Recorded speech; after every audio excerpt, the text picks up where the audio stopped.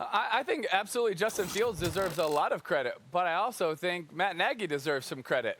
And I remember, listen, I don't watch TV and watch a lot of what people say, but the few things that I heard, everyone was saying after the first few weeks, he's got to get fired, he's got to get fired now, he's got to get fired now. Well, they're 3-2. And their game plans the last few weeks have been a lot better. I thought they put Justin in some good situations. They didn't ask too much of him. Like, if we're going to criticize someone so much for when it doesn't go well, then on the other side, when it does, I think you have to get praise. And I think Matt Nagy deserves some praise. He hasn't asked too much of him. He's put him in some pretty good situations, and they're 3-2. And that's with their schedule, that's a pretty good place to be when you're playing a rookie quarterback, when you're figuring out a lot of different things offensively. I think he deserves some credit. Oh, come on. Look, I'm not giving Matt Nagy that much credit. I'm going to tell you who I'm going to give the credit to. You know who I'm going to give the most, other than Justin Fields, because obviously being a rookie and going out there and doing that, I give him a lot of credit. You know who else I'm going to give credit to? Tim Tebow. I'm going to give credit to the schedule makers. That's what I'm going to give it to. Oh. First of all, you're going up against, listen, when the season started, what did I say, Molly? Don't put Justin Fields in there until you're going up against Detroit.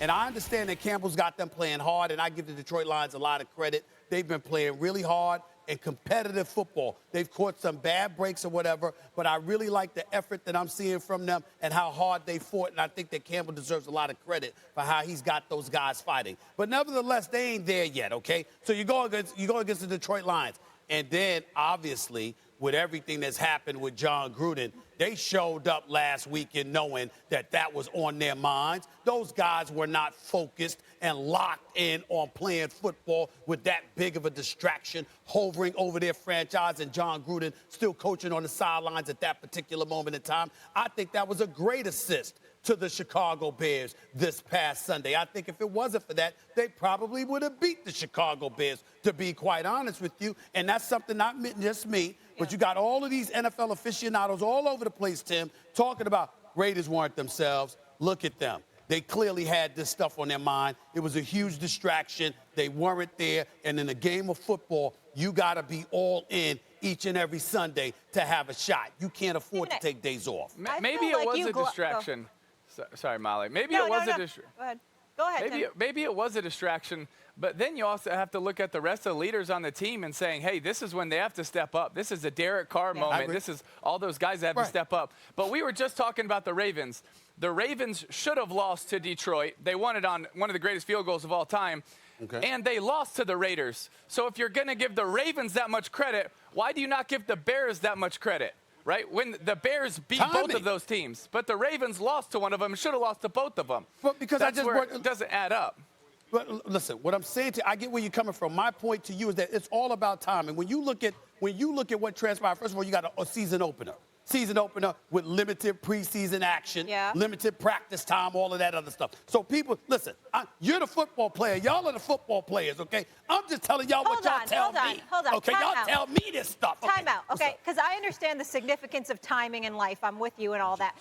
But we have had millions of people talk about this Justin Fields conversation, and everybody has knocked Matt Nagy and said Matt Nagy needs to go. He needs to be fired. And Tim is giving him credit, and you're just glossing over that. Oh, well, first of all, Matt Nagy has created a lot of question marks over his career. So 2 games does not a career make. What I have said about Nagy was this. Let's see what you do throughout the season. Let's see the development of Justin Fields is everything, because his career is on the line in terms as a head coach, because he'll be in football for a long time. But his career as a head coach is on the line in terms of how this kid develops. Let's see what happens. And I think the first 2 weeks or so, I think they've lucked up. The last 2 weeks. But I didn't say this was a career maker, right? And everybody needs to totally change the way we view Matt Nagy. I'm just saying, hey, it's 2 pretty good games in a row, where they were able to have pretty good game plans. I thought they controlled Justin Fields really well. They didn't put him in tough situations. And so, hey, the last 2 weeks, let's give them credit. Good job. Okay. Now continue to watch what happens the rest of the season. I agree with you. It doesn't necessarily change my macro picture of him, but the last few weeks you say, you know what? I'm going to give him credit. Good game plans, and you were successful in it. So what Tim Tebow has admitted, Tim Tebow said 2 things that's very, very important. He said one thing and he implied another. What? He mentioned macro, and that implies fluidity. And I think that's important. It's fluid. You know, how we feel about Matt Nagy today, we might not feel that way 2 weeks from now. I get where Tim is coming from. I can roll with that. Fluid. It's all fluid. Or consistency, that it fluid. always It's comes fluid. back to It's Stephen fluid. A. It does. Death, taxes, and Stephen A's agenda, always. Yeah. Can they make the playoffs, yes or no? One word. Chicago? Yeah. No. Tim? Too hard. No. Okay. Still to come here on First. Back to you again. Thanks for watching ESPN on YouTube. For live streaming, sports, and premium content, subscribe to ESPN+.